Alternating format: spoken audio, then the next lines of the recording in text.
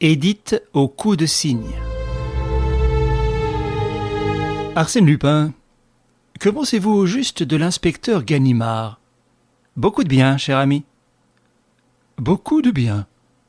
Mais alors, pourquoi ne manquez-vous jamais l'occasion de le tourner en ridicule? Mauvaise habitude, et dont je me repens. Mais que voulez-vous? C'est la règle. Voilà un brave homme de policier, voilà des tas de braves types qui sont chargés d'assurer l'ordre, qui nous défendent contre les Apaches, qui se font tuer pour nous autres, honnêtes gens. Et en revanche, nous n'avons pour eux que sarcasme et dédain. À la bonne heure, Lupin. Vous parlez comme un bon bourgeois. Qu'est-ce que je suis donc? Si j'ai sur la propriété d'autrui des idées un peu spéciales, je vous jure que ça change du tout au tout quand il s'agit de ma propriété à moi. Fichtre, il ne faudrait pas s'aviser de toucher à ce qui m'appartient. Je deviens féroce alors. Oh, ma bourse, mon portefeuille, ma montre. Ah, bas les pattes. J'ai l'âme d'un conservateur, cher ami, les instincts d'un petit rentier et le respect de toutes les traditions et de toutes les autorités. Et c'est pourquoi Ganimard m'inspire beaucoup d'estime et de gratitude. Mais peu d'admiration. Beaucoup d'admiration aussi. Outre le courage indomptable qui est le propre de tous ces messieurs de la sûreté, Ganimard possède des qualités très sérieuses, de la décision, de la clairvoyance, du jugement. Je l'ai vu à l'œuvre. C'est quelqu'un. Connaissez-vous ce qu'on a appelé l'histoire d'Édith au cou de cygne? Comme tout le monde. C'est-à-dire pas du tout. Eh bien, cette affaire est peut-être celle que j'ai le mieux combinée, avec le plus de soin et le plus de précaution. Celle où j'ai accumulé le plus de ténèbres et le plus de mystères. Celle dont l'exécution demanda le plus de maîtrise. Une vraie partie d'échecs, savante, rigoureuse et mathématique. Pourtant, Ganimard finit par débrouiller les chevaux. Actuellement, grâce à lui, on sait la vérité au quai des Orfèvres. Et je vous assure que c'est une vérité pas banale. Peut-on la connaître? Certes, un jour ou l'autre, quand j'aurai le temps. Mais ce soir, la Brunelli danse à l'opéra.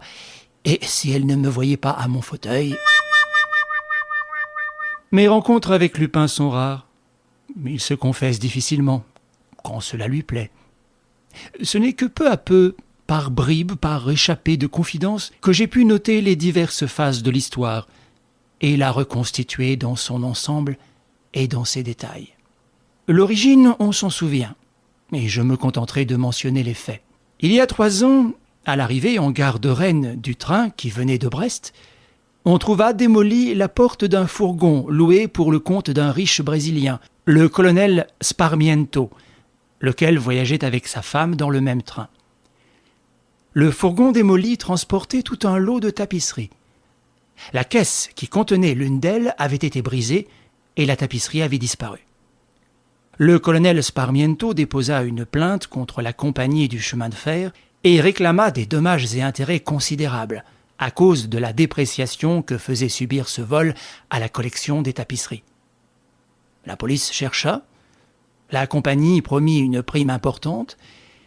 2 semaines plus tard, une lettre mal fermée ayant été ouverte par l'administration des postes, on apprit que le vol avait été effectué sous la direction d'Arsène Lupin et qu'un colis devait partir le lendemain pour l'Amérique du Nord. Le soir même, on découvrait la tapisserie dans une malle laissée en consigne à la gare Saint-Lazare. Ainsi donc, le coup était manqué. Lupin en éprouva une telle déception qu'il exhala sa mauvaise humeur dans un message adressé au colonel Sparmiento, où il lui disait ces mots suffisamment clairs. « J'avais eu la délicatesse de n'en prendre qu'une.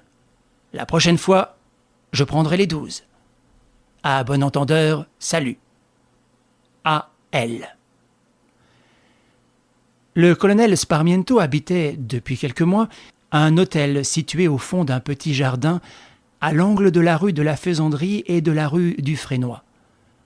C'était un homme un peu fort, large d'épaules, aux cheveux noirs, au teint basané, et qui s'habillait avec une élégante sobriété.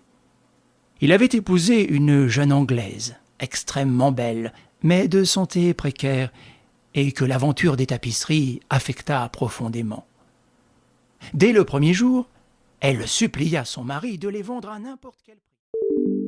Nous espérons que vous avez apprécié cet aperçu. Pour continuer à écouter ce livre audio sur Google Play Livres, utilisez le lien dans la description de la vidéo.